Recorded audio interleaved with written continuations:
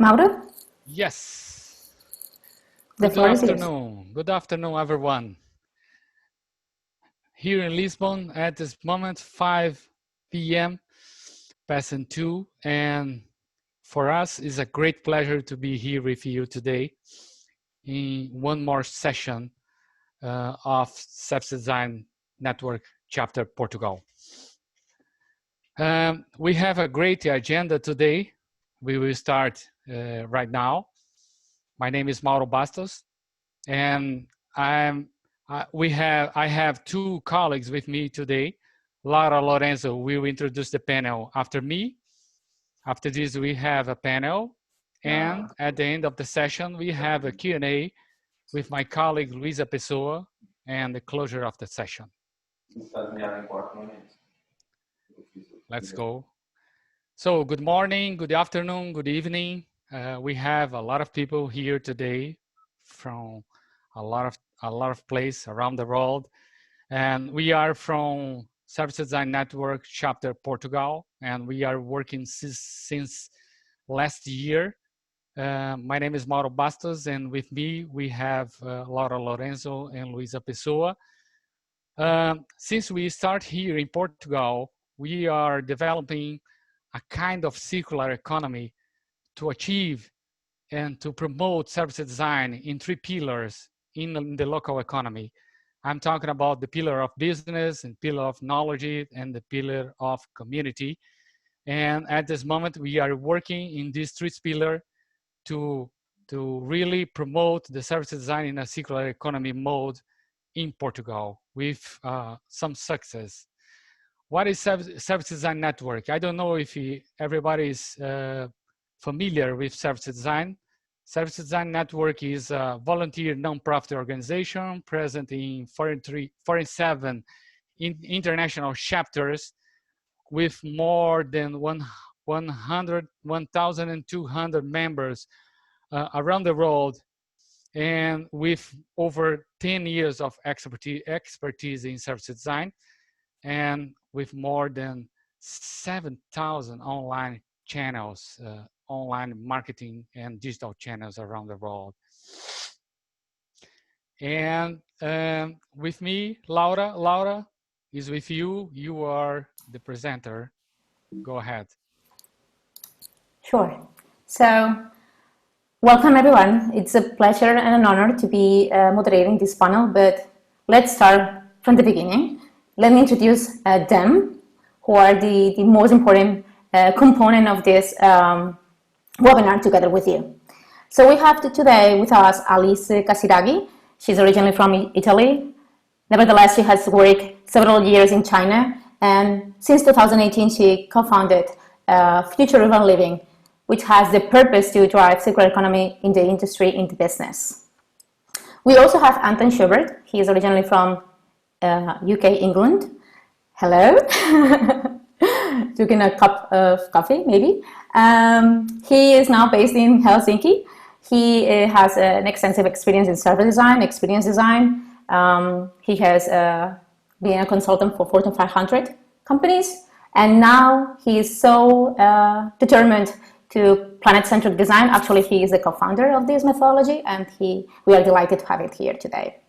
We also have Chris Graham. Hello, between the woods.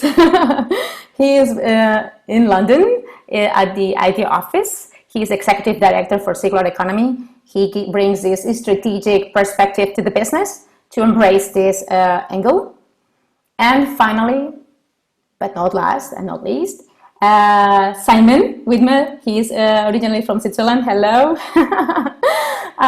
Again, also in the forest, kind of. And he works at the Ellen MacArthur Foundation. He was, together with Chris, the 2 key actors to bring in the circular design guide to the world, between many other projects. So, all that said, let's get started. And let's start with you and how this will unfold. We, as you know, in the registration process, we asked you a set of questions. One of them was about how familiar were you with some key concepts, and then another one was an open question. Do you have questions for our panel? And we received almost 50 questions. We look at them and group it into buckets: the ops perspective of design for good growth and the strategic perspective of design for good growth. Out of all these buckets, there were several questions, and we finalized and created 10. 5 for the ops angle, 4 for the strategic angle. And then we created a new one based on the gap that we detected on your awareness on key concepts, which you will see clearly in this slide. As you see on the left-hand side on your screen, you will see that pretty much more than a half of the registrants know what the circular economy is, and also the planet-centric design. But when you go to, and then I like you to look at the right-hand side of your screen, when you go to the depth of knowledge of these different elements or different concepts, is not so deep. We don't have a huge or in-depth knowledge of circular economy, planet centricity, stakeholder capitalism, and Doughnut economics. Not so many people know about all these concepts. Because of that, the first question for the panel that goes for you is this: what is the difference between circular economy and Doughnut's economics? And I'd like to invite Simon, as he was at the Ellen MacArthur Foundation, to answer the first component of it, if you don't mind. Yes, thank you so much, Laura. Can you hear me well? It's all good? Yes. Okay, well, thank you for having me, first of all. I can definitely answer the first component of, given that our mission is to accelerate the transition towards a circular economy. And, well, in a nutshell, to put it very simple, it's around 3 principles. So, first one is to design out waste and pollution, and from the outset. So a circular economy is built on designing things out upstream, designing out waste for upstream, rather than trying to deal with the symptoms once you have the waste in front of you. So redesigning is a key component of the circular economy. The second element of, or second principle that we often talk about, is to keep products and materials in use. And you can actually go a bit further and say, keep them in use and at the highest value. And the idea here is to go, some of you might be familiar with the butterfly diagram that we have, where you see the inner loops, such as repair, reuse, as the preferred pathways, rather than trying to lose all the embedded labor and value and energy when you go for the outer loop, like recycling. So keep products and materials in use and at their highest value is an important principle. And the third principle that we often look at is regenerating natural systems. So having that systems view of how nutrients can travel within the broader ecosystems and create some new value. And one of our previous head of innovation, Ken Webster, has this beautiful metaphor of nature as well, where you have animals, and once they decompose, they become food and nutrition for something else. So that's another principle of the circular economy.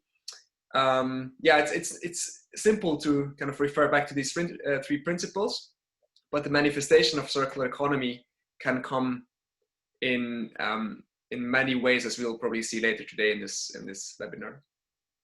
And now, of course, Doughnut's economy is really closely linked, and I recommend to have a quick look for those who are not familiar. Great, thank you, Laura, for this one. There's also a great little introduction on YouTube that you can find on Kate's website. So essentially, it looks at what are the planetary boundaries, so the ecological ceiling, and what are the social foundations, and then essentially you want to find the right safe space of economic activity within that. Thank you. That's in a nutshell. Shall I go any further, or is that helpful? I think Alice would complement that component. Alice? Brilliant. Thank you. Hello. Thanks for inviting me as well. I think Simon already introduced the topic. I think these are tools, especially these Doughnut economics framework that you see here. It's a tool for us to understand in which space we are operating. So in order to satisfy, like there needs to be a social floor to satisfy the society's needs, the basic human needs, but there needs to be an ecological ceiling in order to not overshoot with the boundaries that we are given in order to like have an economy that thrives for longer. So I think this kind of framework is a good framework for us to go back all the time and see where we stay and what we can do better and what we've been doing wrong. And circular economy is supporting us instead in like the processes of like how to do this basically. Thank you.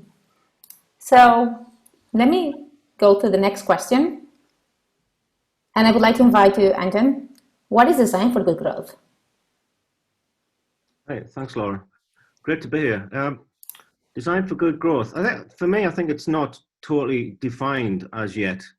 I think this is a completely new, it's not completely new, but the whole kind of practice and the definition of what this means is undefined yet. But I would break it down into 3 different lenses. When you think about what I do, for instance, as a designer, I would break down, a lot of companies, of course, talk about growth. That's the main sort of driver for corporations. It's economic growth.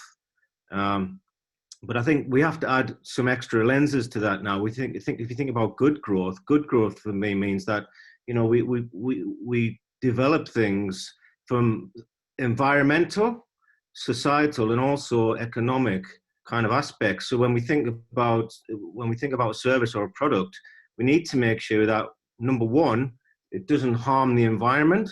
Number 2, it delivers, it improves the lives of people and societies and communities. And number 3, which is actually, more challenging one, is that it actually delivers economically to the stakeholders involved.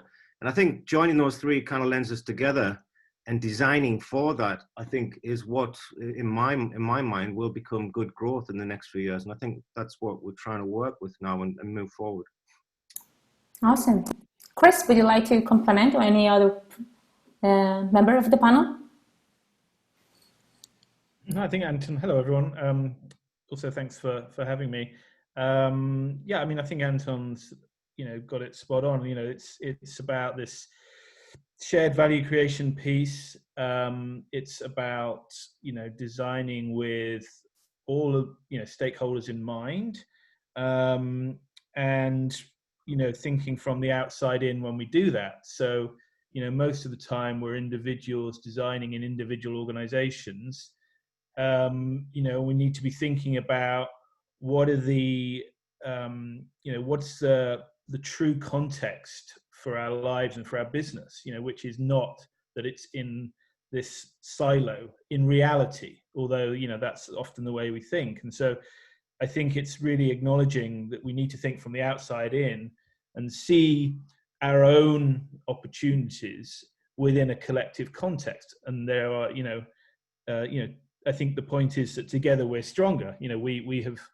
We have found in the COVID crisis that we're only as strong as our weakest links. So it's totally, unsustainable for us to be designing without an awareness of the health of the systems that we are intrinsically linked to.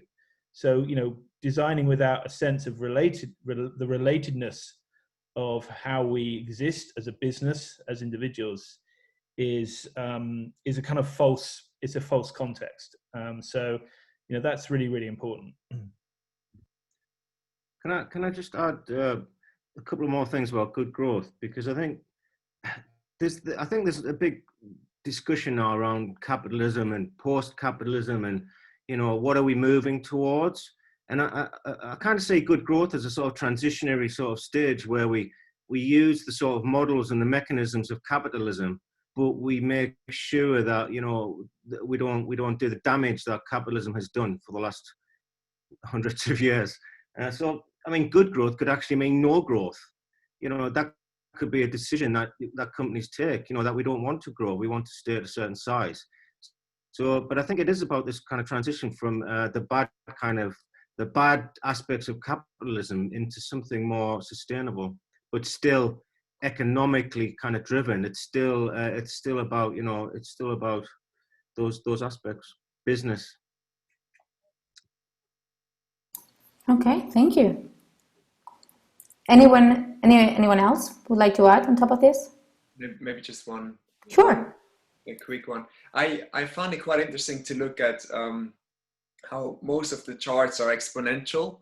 So when we look at how material use, for example, is exponential. So growth in a very kind of physical sense being this hockey stick curve, whatever industry you look at, and then maybe decoupling, or in our minds, detaching actually what needs we want to address, right? So if we have this exponential increase in material use, for example, but also like in some of the exponential like waste and pollution metrics, how can we actually decouple what we try to address, which is like, you know, meeting user needs, trying to provide a service that addresses what our clients need. But how can we decouple that from this exponential material use? And I think that's something I find quite important in terms of this metaphor of thinking that most things have to be physical, and growth means more physical stuff. Okay. And I add one last thing, because I was inspired from Simon about this exponential growth of everything. I think it's usually because, like, for this, the systemic perspective is really important, because when we go for one solution, it becomes quickly exponential because everybody sees the value in that one, and then everybody goes for that direction. And that's quite human in the way that we design our processes all the time. But then if we become more systemic, if we train ourselves to see like what are the opportunities, what are the contextual opportunities, then I think that it's kind of going to smoothen this exponential curve and make it more just like incremental, but not so fast, not going exponential so fast. And I mean, it's worth noting that I think that to Simon's point as well about like what is prosperity in a way, and you know, do we if success and growth is only predicated on like more stuff, then maybe we do have a problem. But there's so much waste in the linear system that once we can, you know, bend that round into a circle, there's still a hell of a lot of value to be created, should we put it like that? So I don't think we need to worry that if we were worried that you know, we need to sort of shrink the economy. I don't think that's necessarily the point. I think it's about what kind of growth and what kind of quality it has. Yeah. That's a good quality of growth. I really like that component. Let's move forward with the next question. In what way, if any, design as a discipline should change to enable good growth? It was argued in the questions that design thinking has some decades now. Is it ready for this? Would be perfect? How design should evolve, if necessary? In what way? Maybe we can start with you, Anton. Yeah, I mean, Alice said it really well. You know, I think it's all about the systemic nature of the problem that needs to be solved, and design hasn't really been very systemic. I mean, I've been working in design for nearly 30 years, and you know, we were never kind of taught to think about anything else apart from user. You know, end user, this whole desirability, feasibility, viability thing. I think that was the main model that we used as designers, you know, way back, and that didn't really that's not broad enough. So I think, you know, one of the biggest things that has to change as a discipline is that design has to look wider. It has to have a wider lens, and it has to take responsibility for that wider lens. So it has to look at, you know, the system. It has to look at, if you're designing a digital service, for instance, you have to look behind the screen. You have to explore the value chain. You have to work out what parts of the value chain are creating negative impact to the environment. What parts can we redesign? What parts can we even influence? If it's a product, of course, you know, we might be using more circular economy thinking, but ultimately, you know, there's two things. One is the systemic nature of design as a discipline has to be much broader, and the responsibility from a designer to actually address the bigger picture needs to be adopted. It's more of a kind of a cultural change in many ways. You know, designers need to take that responsibility. I mean, to be honest, designers are people who create the future, and I think that's a very big responsibility, especially with more now than ever.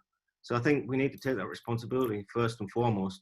We'll get to the designers. Let's stay now for with the design as a discipline. But yeah, good point. Chris, what do you have to say about design as a discipline? Such a big question. I know. Yeah, and Anton's nicely covered, I think, you know, a lot of it. I think, look, I mean, if you think about, I think the reason circular economy is quite disruptive actually to the design industry. I think, you know, you think about the traditional business models in design consultancy and service design consultancy, the traditional design practices that Anton started to get into, they're not fit for purpose for this task that is essentially designing change, right? Designing systems change. You know, the typical units of change that we're dealing with in a traditional model are you know, products, maybe service, maybe organization, maybe if you're lucky, all of those things, and maybe people to an extent. But you know, those, you know, if you think about what are the really interesting spaces for design when it comes to circular economy, well, it's all of those things and more, right?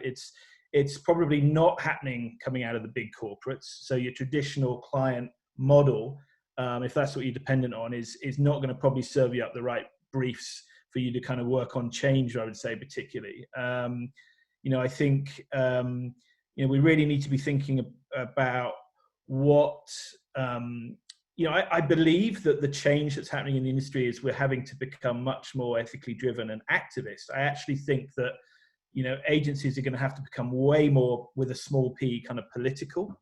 I think we can't sit on the fence anymore. I think we're going to have to hold ourselves accountable for certain change outcomes that we want to see in the world. And we're going to have to design ourselves back from that anew as an industry. And I think there's a lot that's going to need to change. Definitely the systems practice piece is going to have to be integral to the way designers are developed. You know, and I think that we've got to think about, I think the good news is that we're all used to building stuff, and I think we can accelerate this process of designing change, because at the end of the day, it's about seeing how you can connect up different ways of creating value to build vehicles that change systems. And actually designers are really good at that. So I think it's just about sometimes, like, you just got to find, it's about getting the briefs, the right briefs is a challenge. You've got to think about things like who owns the problem, who really owns this problem, et cetera, et cetera. So I don't know, there's more to say, and maybe I'll say it in another question related to how design and design agencies and design is changing. Alice, do you want to jump in? Yeah, exactly. What I want to build up on what they said, because it's already a lot, but design means to have intention. So as a designer, I should take my responsibility when I'm given a brief to go to the client and add my perspective to that. If I have more knowledge than the client in this sense, then it's my responsibility to do it. It's not easy when the designer is called in at the very end of the design of the process, like the business goes for one business decision and then designer is involved only at the end. But it can be done at all the levels. And I think on one side, the business should involve the designer at the earlier stages, but we're already getting there with service design, with UX design. And then at the other end, the designer should not give up their power to say, I have a voice in this, and I should not just answer the request of the client, but also be a consultant for the client. And then on the practical level, I was once asked to design a chatbot for a bank, right? A long time ago. And then in order to do that, you must embody the thing that is a chatbot that doesn't exist in order for people to be able to communicate with them, like design the UX of this. And why are we not doing that with the rest of like nature and not just with the digital environment? If we're able to do this with the digital environment, we're able to do this with like natural cycles. And so involving this in the design practice, it's really helpful to support a more sustainable business model. Okay, so should we agree that maybe design, if needs to change, is on the perspective, the zoom out and the lenses, so it considers more complexity, more layers, not only the ones that are human beings, and the designer should be more vocal and more proactive maybe, and go further up in the strategic element of the decision. I think the design is got to be a lot more kind of like a kind of cunning fox, right? So, or the design effort, because it's not like, rarely is this within the gift of any one individual either, right? So, I think it's about the design effort.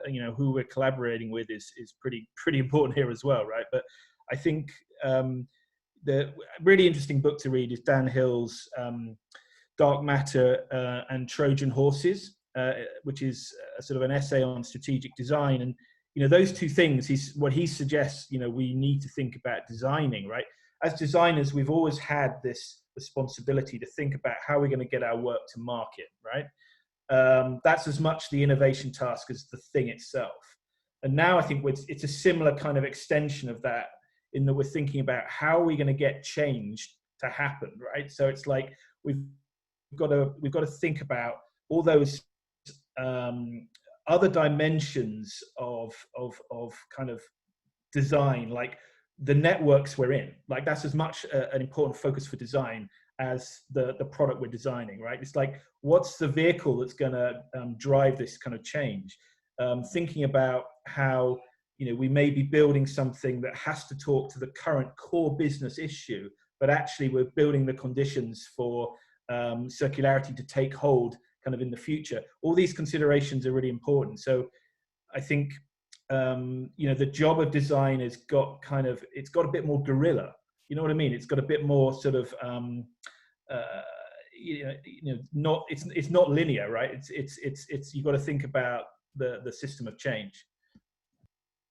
I like the Sly Fox thing. I think it is that, like designers need to be these like enablers, connectors, people who kind of bring other people together and make things happen. So this whole systemic thing is not just in the kind of value chain, but it's also in the network. Designers will need to work in much bigger multidisciplinary teams. They'll have to bring sustainability experts in that they've never worked with before.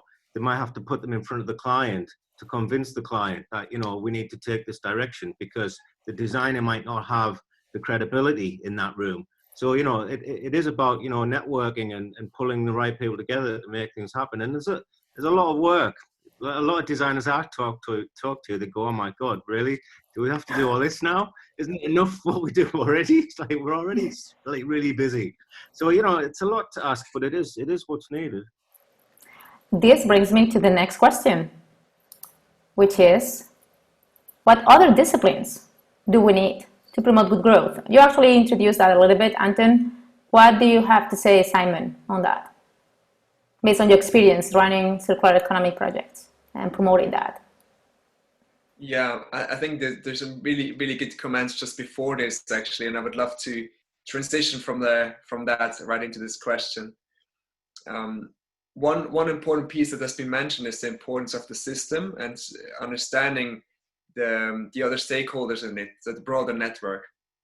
And hence, of course, we need to collaborate with other disciplines, such as the people in other parts of the sector. So we have done this, we've seen this in the plastics industry that we worked with in the New Plastics Economy initiative, but also in fashion and in food. In all of these industries, you see the solutions that really address the systemic change. They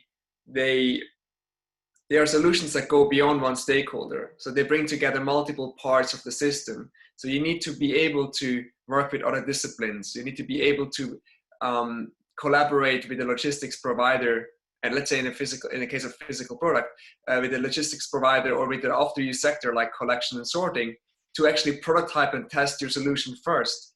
Because in the past you could just you just make a physical product, put it on the market, and you know job done. You just put it out there. It's like the fog of the market, and you don't really care where your thing goes afterwards. And here, in this new reality where everything is so connected, you need to actually prototype, test, and get feedback from other stakeholders. So you need to work with other disciplines in order to have solutions and good growth in this new normal. And there's a few quite strong examples that show, like in plastics, for example, there's a new initiative that connects the brands with the logistics providers and the after-use sectors. And there we have seen a collaboration that hasn't been existing before between Loop, Unilever, P&G, but also the retailers that basically bring the containers back to be refilled. So such a solution couldn't be done by one individual designer or one organization, and we need to work across disciplines here. I like the comment that Anton made, talking about disciplines and stakeholders, as you were saying, Simon, that being intentional on using a particular discipline that you know that is respected for the purpose to bring the project forward. What has been your experience, the other panel members? Feel free to unmute yourself, on what disciplines, if you have done that, what disciplines you have onboarded in your process. Thank you. Can I give a concrete example quickly? A couple of years back, I was working for a dairy company here in Finland. The dairy business is not in very good condition if you think about the challenges that they're having, from like health and animal welfare and CO2, and so they're in a pretty bad state. So we were doing their brand strategy, and what we did at the beginning of the project, we invited 4 or 5 keynote speakers in to inspire them around different aspects. We already knew, that health was a big factor. We already knew that animal welfare and CO2 and energy use. So we brought experts in, and we brought this guy from VTT. VTT is this research institute in Finland, doing some pretty amazing stuff. So this guy was an expert in the future of food. And he talked about bioreactors, and he talked about how he can grow milk in his kitchen in a bioreactor. He can grow berries, he can grow all this stuff, and in a way, like, I think what happened in that particular presentation was that, like half of the dairy crew were kind of like, right, that's it, we might as well like retire. But I think, like the other half was saying, well, wow, this is like super inspiring. This could be the future of our business. So just, like I didn't have the credibility to stand in front of a bunch of dairy experts and say, hey, this is the future of food. So, just doing very simple things like that could potentially change the direction of these companies quite drastically. And in fact, it did. And now this company is it's driving sustainability and health and well-being very strongly, which is really great to see. Interesting. Any other examples from the panels? I wanted to say that, as Anton said before, like the design discipline is already becoming super complex, and there's a lot of specialization already in the design discipline right now. We all started from product design, which eventually came from architecture, and then it became like a whole lot of different expertises. And for example, the designers started to copy nature through biomimicry. So like, not copying the processes, but copying maybe certain materials in order to develop better nanomaterials. And then these natural processes can be copied thanks to science, thanks to researchers, in terms of not materials, but processes, like copying nature's processes and not just the surface or like the skin of a gecko or like these kind of things. And of course, besides the experts, I would say like we're always relating on anthropologists and like people that are better at us at doing research, but also really being able to talk to business. I think it's also an important characteristic of the designer. Designers are not really used to collaborating with business leaders, and this is what we try to do in Future Urban Living. It's really, we're good at communicating with the anthropologists and the scientists, and like we're very curious by nature, but then when it comes to talking to business, it's always a struggle. And as long as we don't overcome this, we're not going to be credible in the eyes of the clients.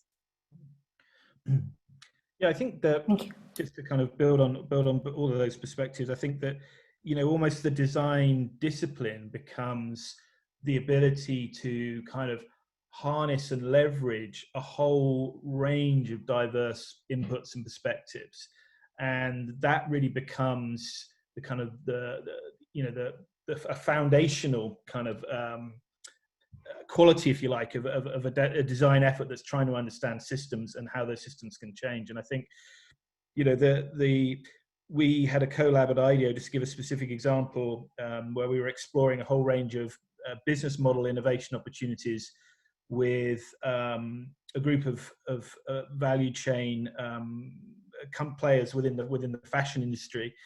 And, you know, we very much working with the Ellen MacArthur Foundation, we're trying to think about how are we accelerating change. It's all very well trying to encourage individual organizations to sort of run off and kind of own a sort of closed circular world where they where that gives them kind of advantage. Maybe we have to start there, but how do we scale change between these organizations? And it was really through spending, building to think, really thinking through the kind of new venture opportunities that might enable companies to work together on shared platforms. We were thinking about how do we digitize fashion, move fashion into, the idea of our wardrobes could become digital marketplaces. And we only kind of got to an understanding of the kind of infrastructure we needed to build and the kind of incentives we needed to create to have people work together differently, have them collaborate, have these markets work differently, by building ideas, and that gives you a vantage point. So, I think that's incredibly important, that kind of learn by doing piece, that building to think, creating the kind of environment where emergence can happen. Sounds like a luxury. It doesn't have to be. I mean, these are sort of, design sprints. They're not long design efforts, but I think it's important to think about that idea of what are you harnessing, and almost sort of sitting above any one design discipline as a designer of systems change. You could raise this question if you took this question at a higher level.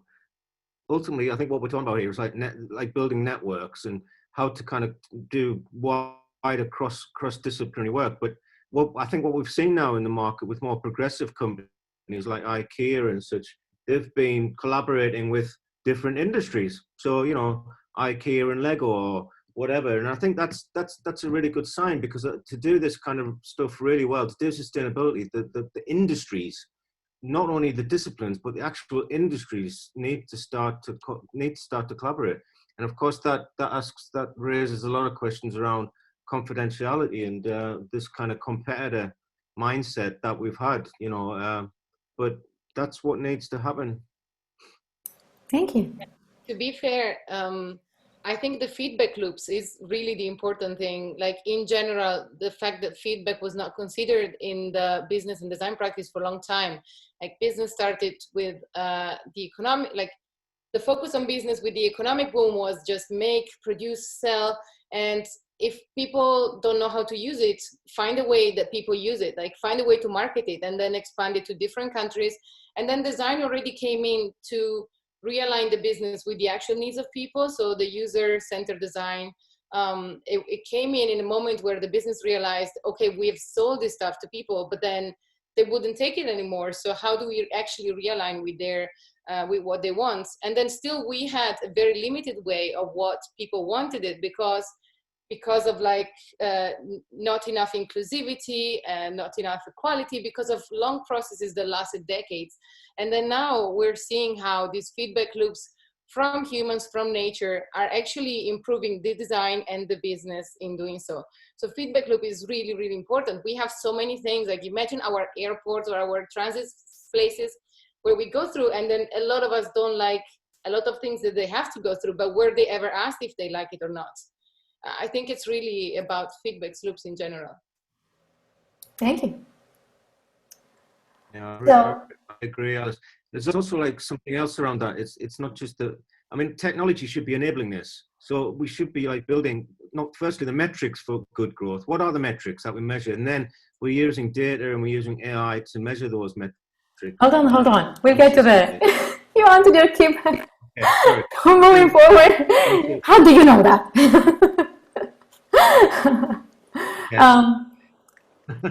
So the next question, we have gone through quite a bit. I don't know if you would like to add anything else. We have talked about that we have to be wider in terms of lenses. We need to go zoom out a bit more. We have talked about that we need to be more vocal, and we need to be closer to the decision moment rather than to the operation, making the thing that has been decided to be produced or to be designed to the pixel perfect. Is anything else that we as designers need to change? I think this could be applied at an individual level, or you could scale it up to groups or whatever. But I think have a sense of, I think so. The reason I said earlier that I think it's really important that organizations hold themselves accountable for certain change outcomes, right? Let's say regarding circular economy, is because of the fact that then you're much more likely to attract, because there's a kind of niche at the moment, unfortunately, of folks doing the really interesting work. Where Anton is in Finland, for example, some of the most interesting work is happening. But, the point is, it's not generally happening, unfortunately, not in the way we'd like it to, right? So we can't just sit there and wait for it to come to us. However, if you can really become known for really driving your business with ethics, holding yourself accountable for these outcomes that you want to see in the world, you're going to attract the right talent, you're going to attract the right briefs in the end, right? So that's a really important thing. And not a lot of organizations are anywhere close to doing that in the design space. And at IDEO, we have our own trials and tribulations with that, but we're getting there. I think it's important to think about a theory of change that you might have as an individual, you might have as a group. So what is the you might sort of classify it as kind of what is the impact that you're going for? So it might be kind of like, how might we accelerate the circular economy? Think about your own agency in that context, right? Think about your own, what are your superpowers? What is your ability to affect change? Think creatively about that. And then think about the outcomes that you can generate that could lead to that kind of impact. And then one level down from the outcomes that you're trying to generate is like, what are the outputs? What are the things that need to be, metaphorically walking out of the door that we've designed that could lead to those outcomes that leads to that impact? So get yourself a theory of change. And I think as part of that, as I said, think about your potential agency. And then the other thing I would do, this is more in the sort of messy world of trying to establish yourself, either individually or as a team, is think about what is the right, what scale can you move forward at, right? So don't wait for someone else to find that out for you. Figure out a point where there is some least resistance, where you could at least advance in some way with some kind of initiative. Give yourself, a way to kind of, make it bite-sized enough so you can win at it, if you see what I mean. And almost be unnaturally focused on something, perhaps to prove out a wider point. But I would say, give yourself the ability to campaign from a position of strength within your organization. And then you're building yourself. If you can do that, you're building roadway for you and the organization to go on learning. So I would almost kind of say, be unnaturally focused on something that you think you can crack, and allow that to build momentum for you. Awesome. Simon? Yes, just to build on that point from Chris, one other piece that really helps us in this endeavor to influence organizations and to be more effective is to find our tribe and to connect with the others who are also on this journey. because very important lessons can be exchanged and learned. So, well, on the one side, we probably design better solutions because very often we need to work across stakeholders and across disciplines, but also the exchange in this quite nascent and messy new field, I think is very important. I've seen in our network, I've seen quite a couple of designers that initially felt quite lonely. They were like, okay, I'm really passionate about this topic. I'm part of a big organization. I don't know how to navigate. And then we were at the conference. I remember quite clearly, like 2 years ago, and two designers from similar kind of organizational contexts, they exchanged, and they just had really insightful lessons learned of how to influence within organizations. So not just do we find better solutions when we collaborate and have our tribe, but also we can learn in this very new and quite challenging field. One very last quick point from me on this question, very super quickly, is you have to try and relate this to your kind of what keeps your business up at night, right? Your core customer problems. Almost any core customer problem is you're going to have an opportunity to solve it, add value to it using some kind of circular economy strategy. So just don't forget to relate it to your core business issues, and what you'll find when you try and do that with the whole range of circular strategies that are available to you, you will find something that works. So yeah, that's an important point. Do we have time to add one more? It's gonna be two. Go, Ali. Go, Lisa. Go. Let's do first. Okay, yeah. I wanted to say exactly what Chris was saying. You have the opportunity to say to get this like circular economy or good growth in your project, as long as you're able to talk business again. So like this idea of empathy or embodiment, you have to have it towards everything. As a designer, really, I think the empathy is the most important thing, because then you talk to the business lead, you talk to the C-levels, and they want to hear circular economy is going to help me with innovation or risk mitigation or reducing the cost of my resources, or having new revenue streams from what I used to consider waste. In this way, you're going to convince them. But if you go there and like with the excuse me, but like the naivety of a designer, sometimes when you're like, but this is better because, you know, it's just better, and it wouldn't work. And so then you have to learn the lingo, like put yourself in their shoes. And then the other way that designers are changing organizations already, I think, is through the new generations, because the new generations already have this kind of idea that they wouldn't take a certain job if that employer doesn't have a good environmental and social governance, for example. And so for it, and we used to, but the new generations won't. So it's just a matter of like how long it's going to take before this changes. Yeah, I think Alice is right on the business side of things. It's always been a challenge for designers, but let's not forget that I think designers have always been brilliant at sort of, you know, at helping people to kind of like envision the future. And that's very inspiring. And inspiration goes a very long way. You know, I remember when I was at IDEO, I used to be a model maker for many years there at IDEO, and, you know, just showing the client a half-finished kind of model of their thing was, you know, the power of that was quite incredible, really. You know, the then know that, you know, they have something quite real there. So whether it's a product or a service, you know, I think we need to work on that line of doing and also kind of showing. So, you know, there's a lot of designers that will be happy just doing stuff, you know, like answering the brief and just creating. But I think there's also the role of the designer needs to move a lot more into the showing. So let's show the way. How do we create, how do we visualize a future for a company that's like so enticing and so exciting that, you know, that they'll try it out, you know, they'll give it a go. So I think and designers are great at that. Visual designers, you know, bringing all that stuff together and really creating a future vision is really important. Thank you. Let's move to the next one. So, based on your experience so far, where have you seen in organization-wise, where this change tends to start? In what? It's in finance, is in human resources, is in where? Where have you seen that happen? Maybe Simon, you can jump. Yes, sure. Well, obviously, it depends a lot on the industry, right?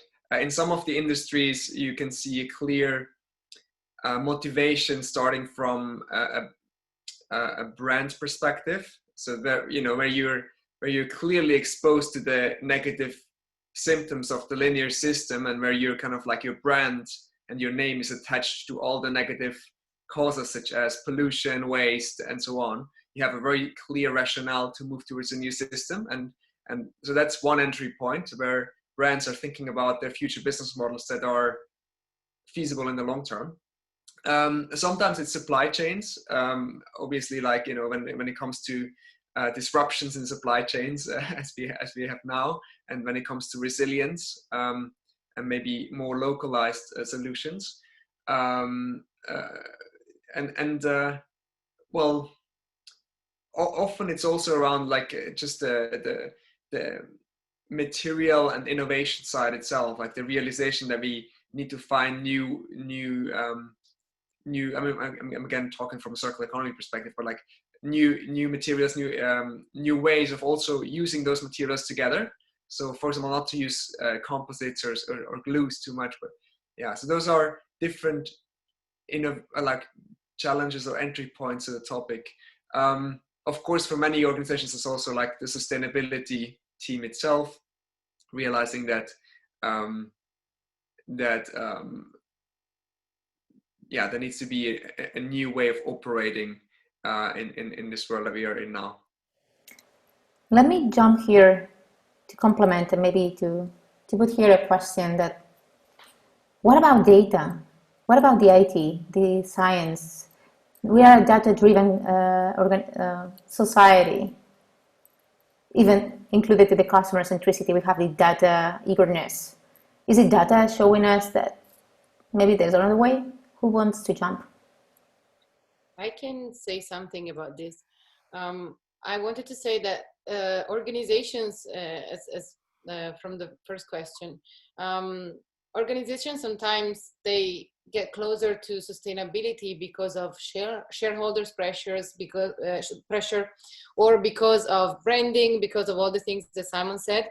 So the first step towards a more sustainable company sometimes is certain measures of offsetting. So I keep doing my business, but then I sponsor this kind of initiative. I sponsor another organization, an association, an NGO, something, and then I partner with them.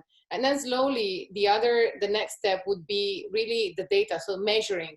If you're not ready to restructure your internal organization because it's too much of an investment, because you don't see the worth at the beginning, then the first thing to do is the data, I guess, and then being able to measure digitally all your inputs and outputs, all your operations. It's something that it's at the basis of the circular economy. If you cannot measure that the circular economy or the good growth is doing better than the linear economy, then there's no way that your clients will shift to that one. So measuring and being able to keep in track of your operations and the improvements, it's really fundamental. And we see a lot of startups these days that are developing tools for measuring operations and pushing organizations towards the circular economy, supporting them in this kind of evolution. And then I think the third level is really the strategic level. So the strategic level is the one where you have to really retrain your employees, redesign your manufacturing processes, reorganize your logistics. Data is important also for doing that, for the logistics, for the internal manufacturing processes. But really, it's in a step between and even before, because without data, without measuring, we cannot really achieve the full evolution towards a more sustainable business. And so I think that the two are complementary, the strategy and data. Thank you. I would definitely endorse that. I think you know, like working with data scientists should be pretty much a kind of prerequisite for a lot of service innovation within the circular economy.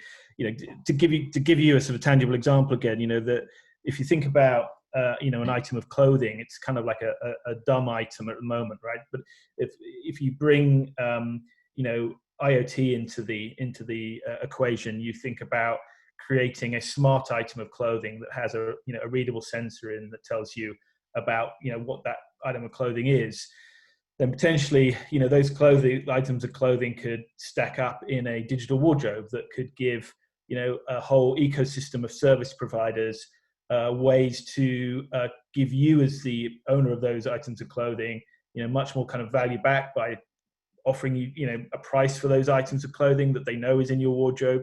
If you then produce usage data about how you actually use your wardrobe, people can understand your cost per wear, so they might offer you rental on certain items where you don't really need to own things.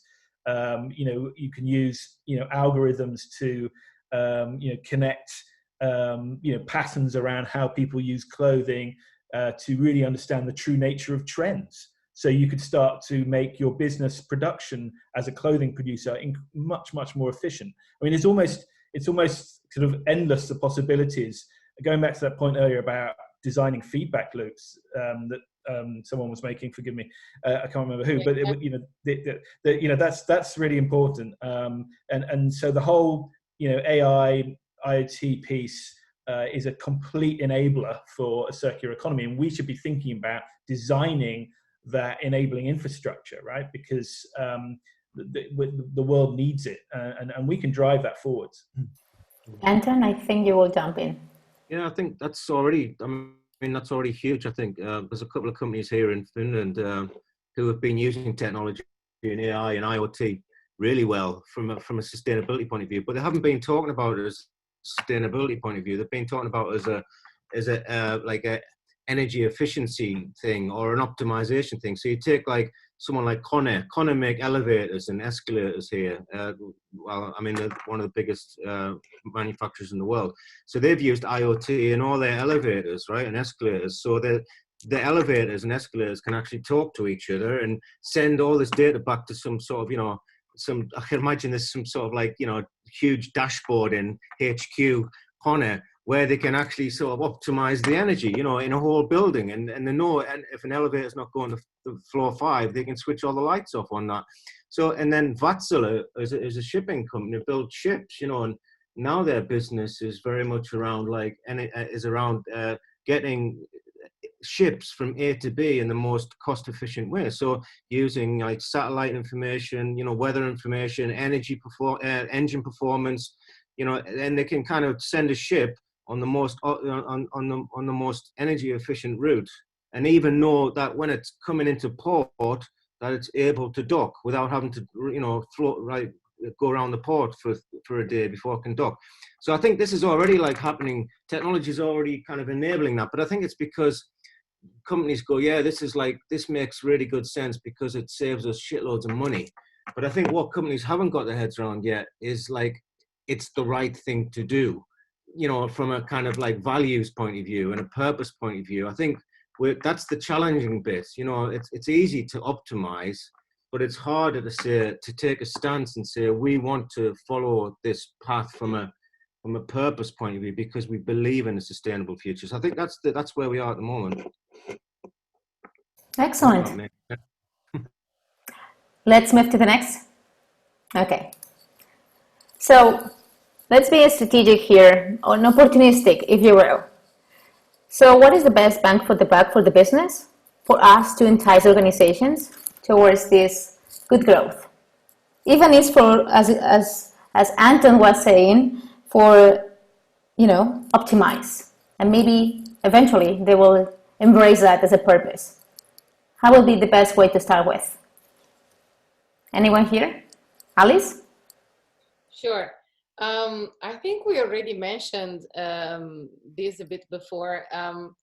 I think in general, with like circular economy or similar models, you are changing a business value proposition because you are changing all their operations and restructuring them strategically.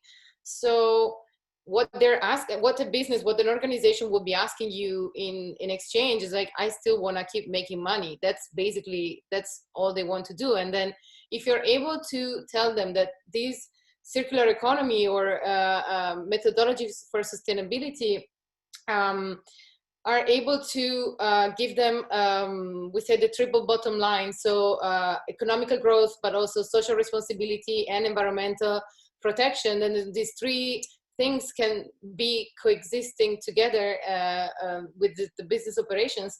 Then I think that's the way forward. Because if we can leverage circular economy or sustainability, as I said before, to support an industry in its risk mitigation or reducing the cost of finding resources, or another way would be to keep customers, improve the customers' loyalty.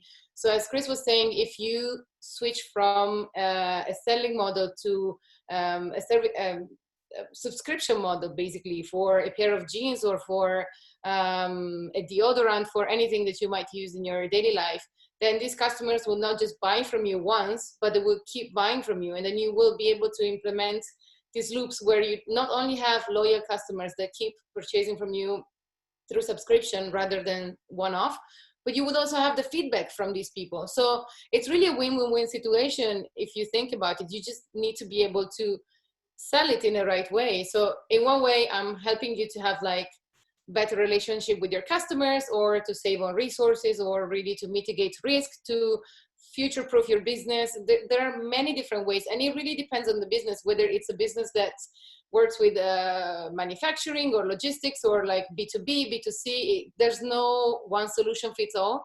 It really depends on the business. But I think it's, again, a challenge of creativity for the designer. Thank you. Chris, since you were mentioned. Me?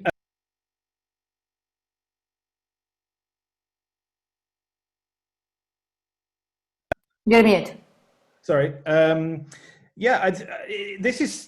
It's a very hard question to answer because it's so enormous. I mean, look, most recent conversations I've had with clients and those representing networks like system conveners is very much around the whole kind of build back better theme. I'm sure we're all tired of hearing about that, but you know, like there are many companies in the product business still really aren't in the services business, and therefore can't monetize the products they make in more effective ways. So building services around those products once they're sold, for example. So there's an awful lot of growth to be had for those companies in the near future around that, and more resilient business models. There's the whole piece around resilient sort of medium to longer term, shorter supply chains. If you think about the principles of circular economy, it's a highly distributed, highly distributed would be one, and that for example is an interesting shift we perhaps need to make away from these very stretched global supply chains. So there's almost growth and business value on so many different planes around the circular economy, short to long term. Whether that's as I said, as Anton was saying, just embracing it as a purpose, as an organizational purpose in itself can create enormous value in terms of the talent you can retain. To be good at the circular economy, you've got to be an adaptive learning culture. You've got to be a giant feedback loop yourself, right, to sort of improve and kind of improve the sort of performance that this data can offer you. So I think that the question's almost too big, but there's many different dimensions to it. Okay, thank you. Simon? Yeah, I fully agree. I've been 5 years now in the space of circular economy, and I've seen so many different business models and different approaches to succeed and to actually economically thrive, that it's hard to summarize. But just maybe one framework that comes to mind, and I'm not saying it's the only one or the perfect one, but like in the report called Growth Within that we have worked on together with McKinsey a while ago, that looked at how can Europe thrive in the circular economy as a framework. There is this Resolve framework, so you can Google for that. It's probably not the only source of truth, but it's nice because it details a couple of steps. So it shows like a few strategies of how you can create business models around that. But of course, also another way, and that's maybe a bit more in the design space. You can also look at design strategies that are on the Circular Design Guide. So Chris and IDEO, together with the foundation, have developed a few principles or strategies that you can use to start designing solutions that are economically viable. Thank you. Anton, would you like to add anything? Yeah, I don't know about the bang for the buck thing. You know, I tend to not like think about like if that's about money, then what drives me is cultural change, and you know, the going into an organization, giving them the tools or the methods to help empower them to think that they can actually do this themselves is pretty inspiring. I think that's something that really inspires organizations to change. And then, like I said already, you know, like being able to sort of show somebody a potential future is quite a big bang for you know, for the C-level team. These kinds of things, you know, like just empowering individuals or teams within organizations to start working with things that they thought they weren't able to work with before, or that, you know, like just a simple toolkit like the Planet-Centric Design Toolkit. I've had clients who've said, hey, can you come in and just teach our team how to do this, because we don't know and we want to, you know. And I think that for me makes me smile at the end of the day. And hopefully, you know, if they start to do that right, it starts to kind of like drive positive business outcomes as well. But I think the business outcome, when you talk about bang for the buck, is a little bit further down the line for me, maybe. Excellent that you challenge that, and that's perfectly fine. It's part of our way of doing things. Thank you. Let's move to the next one. So, how can we include sustainability, social responsibility, circular economy in the design tools? Let's say customer journey map. Simon. Laura, I have to admit I just replied to the question on the chat, which I shouldn't have done.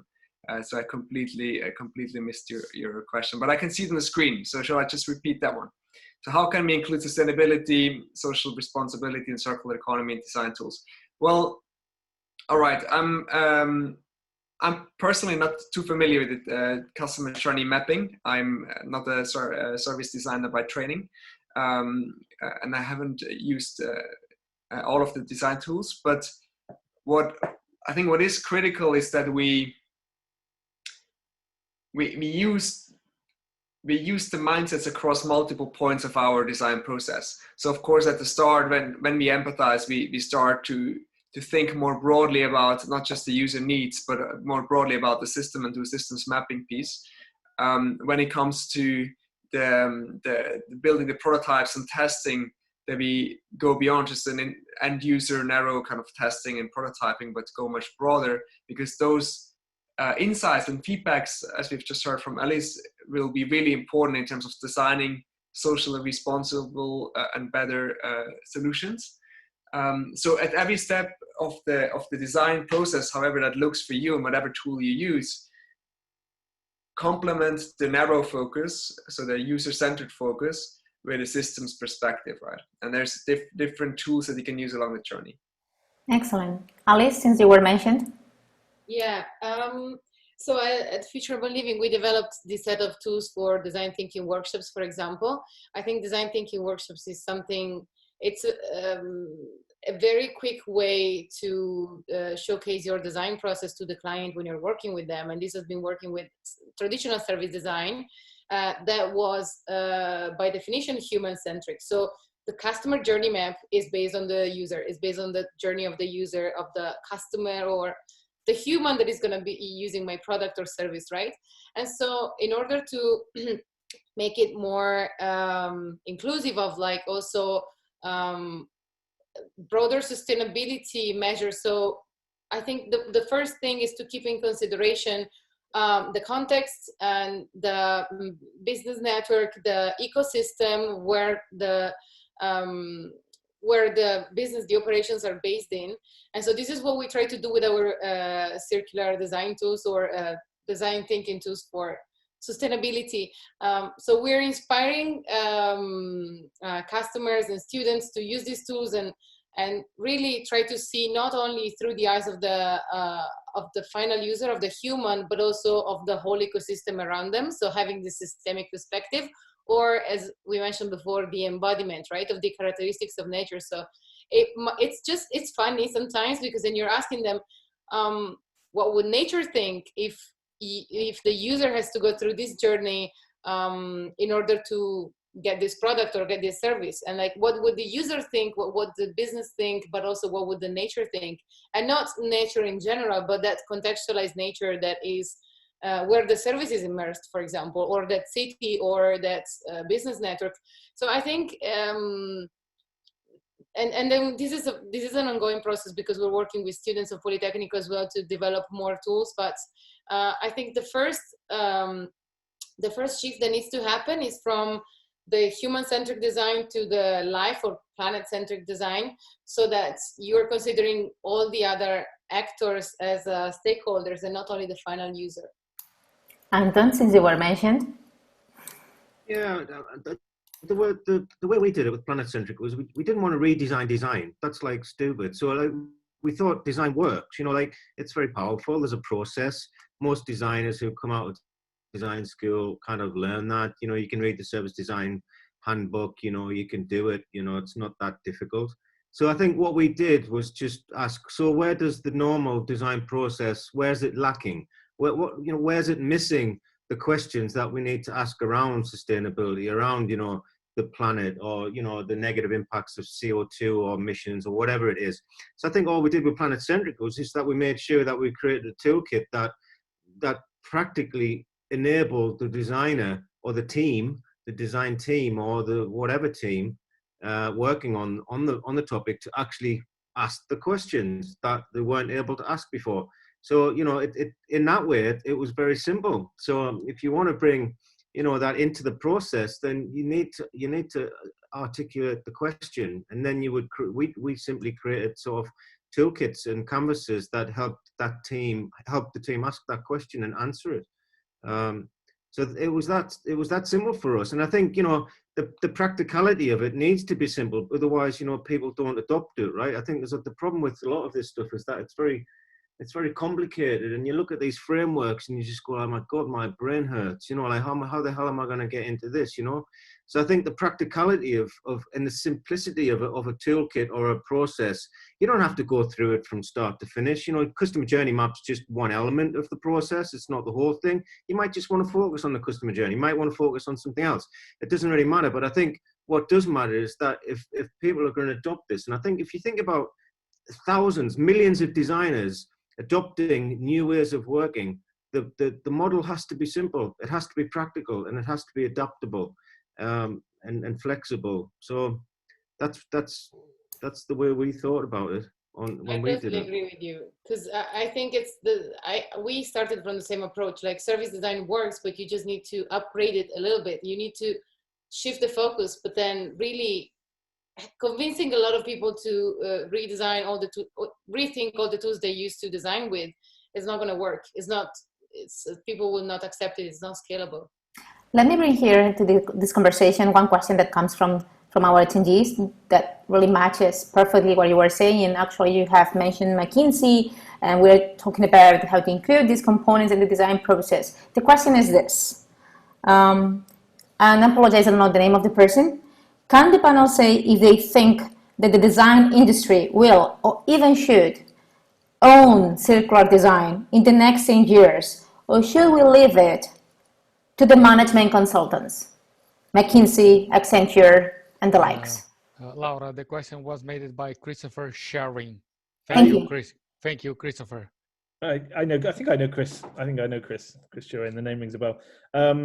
I wanted to just give a view on this one. I think, because I'm really passionate about this, is, look, there are many different, like, strategic design has many different forms, right? We've talked about that a lot in this session. But the kind of kind of analytics, agreements-based approach has an absolute place, right? But in terms of being able to, just come up with a really kind of complex new system solution, it takes time to do it through a kind of discursive, theoretical approach, because as humans, we can't think through that much complexity that quickly. However, if you build to think, the whole point of design is you're resolving complexity, right? You're making connections, you're bringing things together into a meaningful way through something, right? A meaningful kind of shortcut, if you like. And I think that design is such an important process for thinking through systems change or for designing new kinds of systems. And you can escalate that process. You can escalate that process of imagining, if we do this, that'll do that, that'll do this, that'll create this. You can escalate that hugely with a kind of build to think, for example, a design lab type environment with many different design disciplines, all kind of thinking about this kind of problem through a design journey, right? And I think that, the design journey where you're building stuff, testing it, iterating, etc., right? All that good stuff. That is a hugely powerful way to think through complexity and to design new kinds of system solutions. And I think that until the management consultancies get super good at that, which isn't going to happen anytime soon, then there's always going to be a place for design consultancies, as long as we can rise to that thing we talked about at the beginning, which is, moving on from just like a single discipline view to a much more systemic approach.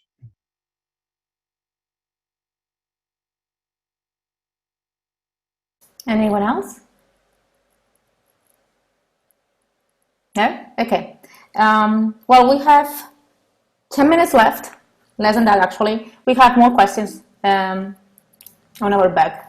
But can I just add one thing? Because I really think about this whole responsibility thing and the values of designers. This whole how can we include? The question is, how do we include it into the the tools and stuff? And tools are one thing, but I think the values and the mindset of the designer is more important in one way. It's like, there's a lot of designers tell me, I'm working at this place, I'm doing these really shitty projects, I'm not very happy. And day in, day out, I meet designers who are working on stuff they don't like and they don't believe in. And I think, that's where it needs to start. And I know it's difficult if you're a junior designer and stuff and you haven't got much money and, and you don't have much power. But I think you've got to start by sort of standing behind your values, really, and being vocal about those. And it comes down to sort of, in a nice way, trying to change the direction of projects and change the direction of the people that you work with, or the thinking of the people that you work with. So for me, that's how you would include it into your design work. Take a stance, take a values-driven stance. Thank you. Let me jump to one question from the audience. So Matilda Smukia, could you mention some of the names of the startups working on measuring the impact of circular economy? Maybe Simon or Alice? Yeah, I think she asked the question while I was talking about I don't know if I can name the names, but there are startups working with decentralized tracking, either blockchain or in general, they are working with ways of tracking materials. So from when you're sourcing the material to all the processes it goes through, from the manufacturing to the distribution, there are ways of tracking materials now that can provide a material certificate, and there are startups working with that. And that's one way of using technology and startup solution to support the circular economy. There are other startups that work with sustainable industrial operations, so they understand where there's the heat inside the manufacturing plant, where the most heat and energy goes, and so trying to optimize the processes inside to save energy, something that Anton was talking about before. There's like startups that work with robotic inspections of industrial assets to keep the assets more efficient. There is really a lot of these startups in the data space. I was watching accelerators programs, and like half of them, after the new tech startups were mentioning circular economy or sustainability in some way. And I really find the material ones really interesting, because I was talking with a client about the construction sector, and when you are in the construction sector and you work, for example, with stone or marble, these are very important materials, I would say, that we used to use for centuries, and now we use them for interior design for only 20 years, and then the house gets destroyed. Or like maximum lifespan is on average 30, 50 years. And then is there a way to track them as a first step, and then a way to be able to design them in a way that I can track them, put them in place, and then take it back later? I think that's really interesting. Anyone else? If not, I will ask. I've heard there's a couple on the digital side. You know, there's been quite a lot of discussion around like the carbon footprint of a digital service. You know, you can actually calculate the carbon footprint of an email, or you know, whatever. And but I think, you know, that needs a hell of a lot of work. We're not there yet. Imagine if you're streaming Netflix all day long. You know, where do you stop? How do you calculate the carbon footprint of a digital service like Netflix, for instance? If you're binge watching Game of Thrones, right? So like, where does the value chain stop? You know, do you go all the way to the film crew and the shoot and the, you know, flying the actors here and there? You know, it's pretty difficult. So I think that's where I'd like to see some development made. You know, like, how do we measure the impact of a digital service? Last question. How do we know that we are promoting a good growth? And this was a question that we have already for you for the panel from the previous questions that were sent. Would you like to jump on, Anton, as you are on the spotlight? I'm thinking it's a hard one. Anyone else? Go ahead. Because it's hard, right? What was the question again? The good growth question. How do we know that we are promoting a good growth? Oh, so I will give a view on this, but yeah, another massive question. I think, I mean, Anton's just given us a fantastic example, right? Of you kind of solve one level of system challenge, and then, you know, you then reliant upon like the wider shift. You know, you produce a new digital service, enables a huge amount of circularity. Then actually, you know, without a wider shift to renewables, because of the amount of data it produces, it actually has a negative kind of carbon impact. So I think you can only circular perfection is basically impossible. Pretty much. I mean, there is actually some theoretical underpinning to that being impossible. I won't go into it, but I think, you know, all we can do is massively push systems in the circular direction, be as inclusive as we can. You know, I think we can follow some sound principles: distributed, diverse, interoperable, you know, high velocity of data traveling around it so that it self improves. You know, and the materials flow. So and capital. So I mean, you know, these things need to happen for the economy to be far more effective as a system, far fitter as a system. We're never going to hit circular perfection. You know, nature's done a pretty good job of it. I don't think we're going to be able to design something as good as that quickly, but we can have a damn good go at it. But I think the point is, there's always going to be something wrong with what we do, and if you focus on that, we ain't going to do much. So that's my perspective on it. Thank you. Alice? Yeah, I don't think you can say you're either like promoting, you cannot define good growth, because growth is not universal. We're talking about ethics at a certain level, right? At a certain point. But I think we're all within this process of evolution where design has become more diverse, has become more inclusive, and I think already getting a good feedback, again, it's a metric of, okay, we're doing something better.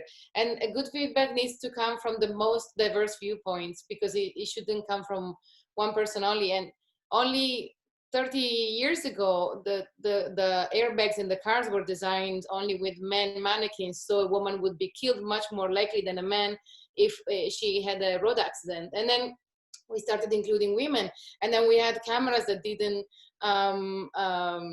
they didn't have the right light setting for black people, and then we started including it, and then we started including different people all the time, like more diversity within people. And now we're trying to include diversity with all natural systems.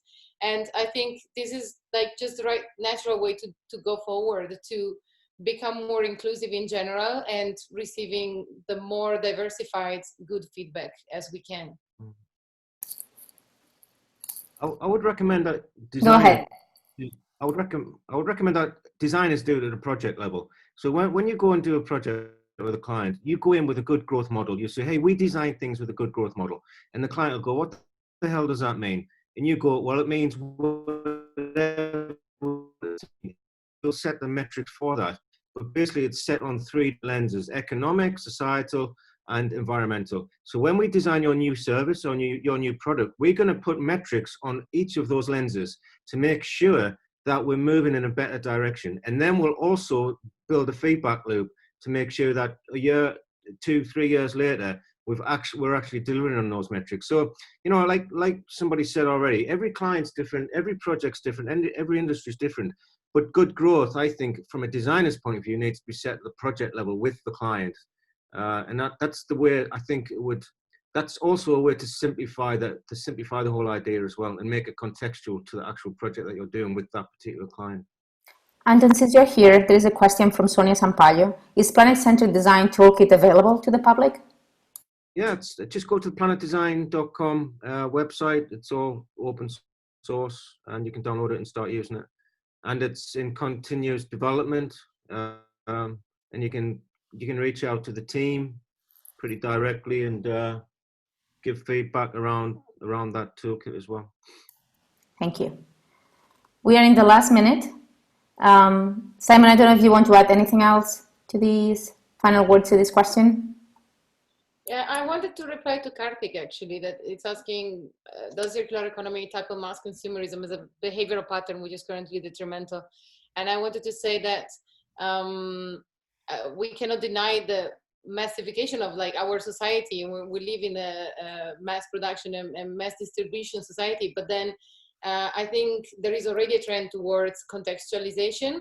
And I think that's the direction that the circular economy and in general good growth should be going, because instead of having one big way of doing things, we can have one line to follow and then contextualized solution for all the different contexts. So that way, I think we're able to go smaller and to go like more in detail, but being able to replicate and scale in different directions.